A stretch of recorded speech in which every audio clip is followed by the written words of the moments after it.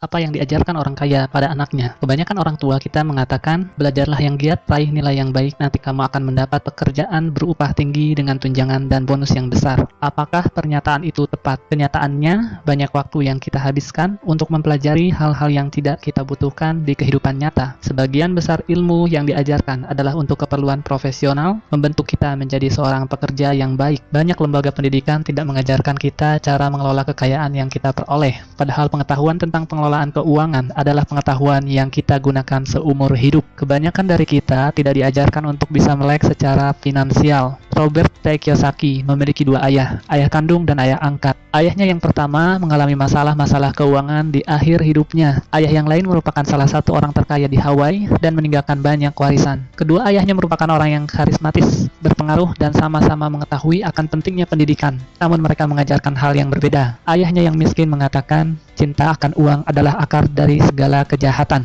Ayahnya yang kaya mengatakan, kekurangan uang adalah akar segala kejahatan. Ayahnya yang miskin mengajari agar menjadi seorang yang pandai dan cerdik sehingga nantinya bisa bekerja di perusahaan besar. Ayahnya yang kaya mengajari agar memiliki perusahaan dan mempekerjakan orang yang pandai dan cerdik. Ayah yang miskin menyuruh untuk menabung. Ayah yang kaya menyuruh untuk berinvestasi. Saat kondisi sulit, ayahnya yang miskin mengatakan, saya tidak mampu mencapainya. Ayah yang kaya mengatakan, bagaimana agar saya mampu mencapainya? Ayah yang miskin mengajarkan kita agar bekerja untuk uang. Ayah yang kaya mengajari bahwa uanglah yang harusnya bekerja untuk kita. Apa pelajaran yang bisa kita ambil dari kisah hidup Kiyosaki? Pelajaran pertama, orang miskin dan kelas menengah bekerja untuk uang. Orang kaya mempunyai uang yang bekerja untuk mereka. Manusia dipenuhi oleh rasa takut dan hasrat. Takut hidup tanpa uang memotivasi kita untuk bekerja keras. Setelah itu, kita mendapatkan penghasilan. Selanjutnya, hasrat atau nafsu mengajak kita untuk memikirkan hal-hal yang indah. Handphone baru, televisi baru, kendaraan baru, liburan, bioskop, dan lainnya. Semakin besar pendapatan, maka semakin mewah keinginan seseorang dan semakin besar juga pengeluarannya. Ketakutan dan hasrat ini berlangsung terus hingga yang tersisa adalah tagihan cicilan dan berbagai hutang.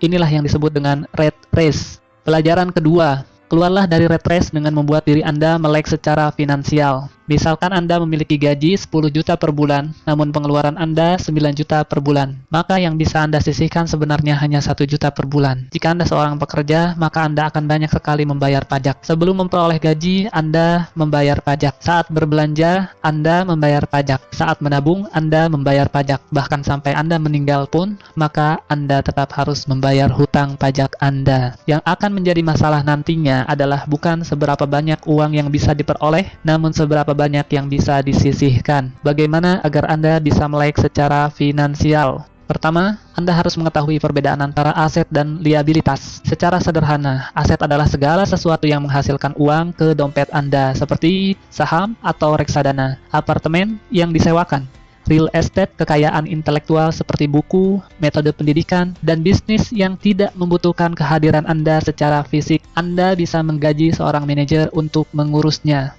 Liabilitas adalah segala sesuatu yang mengeluarkan uang dari dompet Anda. Contohnya adalah hutang kartu kredit, hutang sewa, televisi baru, handphone mewah, asuransi, dan lainnya. Orang miskin memiliki pengeluaran harian yang tinggi. Kelas menengah membeli liabilitas yang mereka pikir adalah aset, dan orang kaya membangun kumpulan aset yang kuat untuk menghasilkan pendapatan. Kelas menengah mendapati dirinya berada pada pergulatan keuangan yang terus-menerus. Pendapatan utama mereka adalah gaji. Semakin tinggi gajinya, maka semakin keras mereka bekerja dan pajaknya pun semakin tinggi. Pengeluaran juga meningkat seiring peningkatan gaji, sehingga istilah rat race menjadi cocok untuk mereka. Bukannya berinvestasi di aset sesungguhnya, kelas menengah malah memperlakukan rumah mereka sebagai aset utama. Orang kaya semakin kaya karena mereka terus mengumpulkan aset dan berinvestasi untuk menghasilkan pemasukan yang akan melebihi pengeluaran mereka sendiri. Lalu kenapa rumah bisa bukan merupakan aset, namun liabilitas? Orang bekerja dalam waktu yang panjang untuk membayar kredit rumah. Orang juga membayar untuk pajak rumah, pengeluaran untuk perawatan rumah, dan biaya lingkungan, telepon, listrik, PAM. Ditambah lagi, nilai bangunan rumah itu sendiri bisa terdepresiasi atau menurun dari waktu ke waktu. Anda akan banyak mengeluarkan uang untuk membayar cicilan dan perawatan rumah. Nasihat ayah kaya, bila Anda ingin membeli rumah, pertama kali Anda mesti mempunyai arus kas dari aset Anda. Aset ini yang akan menghasilkan uang dan kemudian digunakan untuk membayar rumah yang Anda beli. Konsentrasikan usaha Anda untuk membeli aset-aset yang menghasilkan dan upayakan untuk menjaga liabilitas dan pengeluaran di tingkat yang serendah mungkin. Pelajaran ketiga, mulailah mengelola bisnis Anda sendiri. Anda bisa tetap bekerja di pekerjaan Anda sekarang, tapi mulailah berpikir untuk memiliki bisnis sendiri. Kiyosaki menjual mesin fotokopi dan mendapatkan pemasukan berdasarkan komisi dari perusahaan Xerox. Dengan penghasilannya ini, dia membeli real estate dan dalam waktu 3 tahun, real estate-nya sudah menghasilkan pemasukan yang jauh lebih besar dari gaji yang diterima dari Xerox. Dia tahu bahwa untuk keluar dari rat race dengan cepat, dia harus bekerja lebih keras dengan menjual mesin fotokopi lebih banyak lagi dan mulai membangun bisnisnya sendiri. Jangan membelanjakan semua gaji yang Anda dapat. Bangunlah portfolio aset. Saat aset Anda sudah menghasilkan pendapatan yang cukup, maka Anda boleh membelanjakannya. Kiyosaki kemudian keluar dari tempat kerjanya dan membangun bisnisnya sendiri secara penuh waktu. Pelajaran keempat, bayarlah diri Anda terlebih dahulu. Pajak pendapatan telah diterapkan kepada penduduk di Inggris sejak tahun 1874. Di Amerika Serikat sendiri baru diperkenalkan pada tahun 1913. Saat ini pajak yang direncanakan hanya untuk orang-orang kaya, peleset, sehingga kelas menengah dan orang miskin juga ikut terkena pajak. Kenyataannya, orang kaya selalu mempunyai cara untuk melindungi diri dari pajak yang tinggi, yaitu dengan membuat perusahaan. Perusahaan bukanlah selalu berupa fisik gedung dengan nama perusahaan dan logo yang terpampang di luarnya. Perusahaan adalah dokumen yang berada di lemari pengacara atau notaris yang sah secara hukum. Perusahaan menawarkan keuntungan pajak dan perlindungan dari jeratan hukum.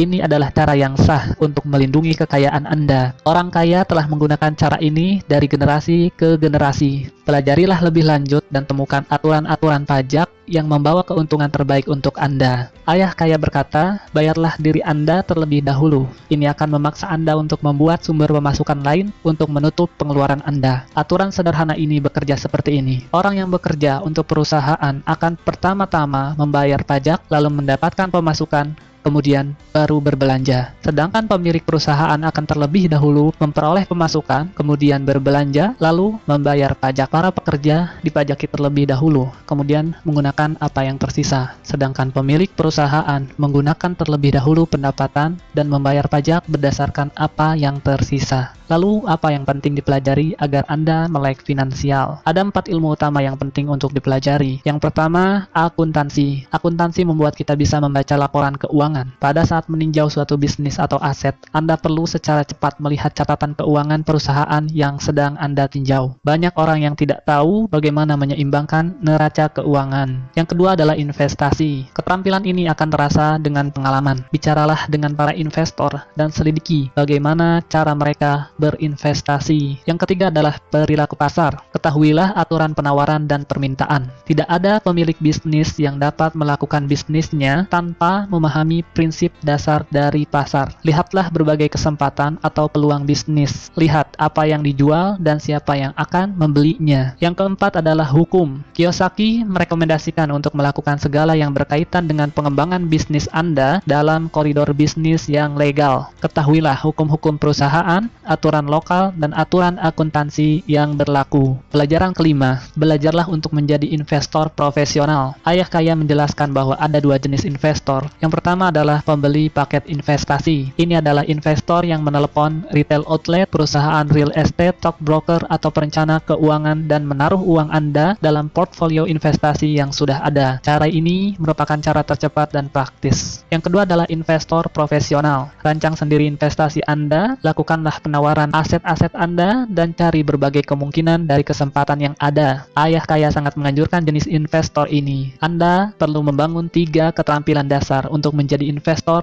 jenis ini. Yang pertama adalah identifikasi kesempatan atau peluang yang dilewatkan oleh orang lain. Yang kedua, belajar bagaimana mengumpulkan uang atau modal. Yang ketiga, belajarlah mengelola orang-orang pandai di sekitar Anda. Belajar untuk mengidentifikasi hal yang menguntungkan Anda, namun masih tersembunyi dalam negosiasi bisnis. Contohnya, bisnis yang sebenarnya dari McDonald bukanlah hamburger yang dijual, namun real estate yang nyaris gratis di bawah gedung franchise McDonald itu sendiri. Di setiap persimpangan yang ramai dalam kota di seluruh dunia, itulah kekayaan sebenarnya dari para pemilik franchise McDonald. Yang perlu diingat adalah, dalam setiap investasi, selalu akan ada resiko. Anda harus belajar bagaimana caranya mengelola resiko tersebut, dan bukan malah menghindarinya. Pelajaran keenam, bekerjalah untuk belajar, bukan untuk uang. Setelah lulus, Kiyosaki memutuskan untuk bergabung dengan Angkatan Udara. Dia belajar terbang dan dia menyukainya. Dia juga belajar memimpin pasukan, yang merupakan bagian terpenting dari pelatihan kepemimpinan. Selanjutnya dia bergabung dengan Xerox, dan dia belajar untuk menghalau ketakutannya akan penolakan. Keharusan mengetuk pintu orang dan menjual mesin fotokopi membuatnya takut. Tak lama berselang, dia sudah menjadi salah satu dari 5 orang salesman terbaik di perusahaan itu.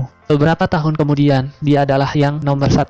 Setelah belajar menaklukkan rasa malu dan takut akan penolakan, dan menjadi nomor 1, dia keluar untuk mulai membangun kerajaan bisnisnya sendiri. Pelajari berbagai keterampilan menjadi seorang public relations, marketing, advertising. Ambillah pekerjaan sambilan dengan tujuan untuk belajar lebih jauh lagi, bukan untuk uang. Dalam sistem pendidikan kita, sekolah mengajarkan orang menjadi seorang profesional. Profesional akan menjadi seorang spesialis hingga mereka tak mampu bekerja di luar bidangnya dan membutuhkan serikat pekerja untuk melindungi posisi atau pekerjaan mereka. Ingatlah, Anda bisa menjadi seorang profesional, katakanlah belajar menjadi seorang pilot jika ingin belajar terbang. Namun, pada saat yang sama, mulailah berpikir untuk mengembangkan bisnis Anda sendiri. Orang kaya mendidik anaknya berbagai hal yang berkaitan dengan bisnis itu sendiri. Mereka memindahkannya dari departemen yang satu ke departemen yang lainnya, hingga ia dapat belajar tentang keterkaitan antar departemen yang ada. Spesialisasi bukanlah yang terpenting di sini, namun mengambil pelajaran di semua departemen sangatlah penting untuk modal melihat suatu bisnis secara keseluruhan. Ada 3 keterampilan manajemen yang utama. Yang pertama adalah manajemen arus kas, kedua adalah manajemen sistem, ketiga adalah manajemen sumber daya manusia. Jadi, apa saja yang kita pelajari? Yang pertama, orang miskin dan kelas menengah bekerja untuk uang. Orang kaya mempunyai uang yang bekerja untuk mereka. Yang kedua, keluarlah dari rat race dengan membuat diri Anda melek secara finansial. Yang ketiga, mulailah mengelola bisnis Anda sendiri. Yang keempat, bayarlah diri Anda terlebih dahulu. Yang kelima, belajarlah untuk menjadi investor profesional. Yang keenam, bekerjalah untuk belajar, bukan untuk uang. Ingatlah, pekerjaan adalah solusi jangka pendek untuk masalah keuangan jangka panjang Anda. Atasi hambatan Anda dan mulailah bertindak sekarang. Kenapa harus memanjat tangga karir di perusahaan bila Anda bisa memiliki tangganya sekalian?